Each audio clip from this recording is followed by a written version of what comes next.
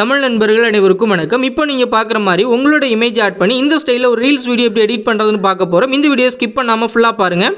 VN video editor அப்ளிகேஷனை open பண்ண பிறகு மேலே உள்ள இந்த ஸ்கேனர் ஆப்ஷன் வந்து கிளிக் பண்ணி இந்த கேலரி ஆப்ஷன் வந்து கிளிக் பண்ணிவிட்டு நீங்கள் டவுன்லோட் பண்ண ப்ரீசர் வந்து ஒரு இமேஜாக இந்த மாதிரி QR கோடாக இருக்கும். அந்த இமேஜ் வந்து நீங்கள் செலக்ட் பண்ணிங்க அப்படின்னா இந்த மாதிரி உங்களுக்கு டெம்ப்ளேட் வந்து ப்ரிவியூ வந்து காட்டும். இதில் யூஸ் டெம்ப்ளேட் அப்படின்றத கிளிக் பண்ணிவிட்டு இப்போ உங்களோட பிக்சரை வந்து நீங்கள் செலக்ட் பண்ணிட்டு நெக்ஸ்ட் அப்படின்ற ஆப்ஷன் வந்து கொடுத்துட்டு நீங்கள் ப்ளே பண்ணி பாருங்கள். நம்மளோட வீடியோ கரெக்டாக வந்திருக்கும்.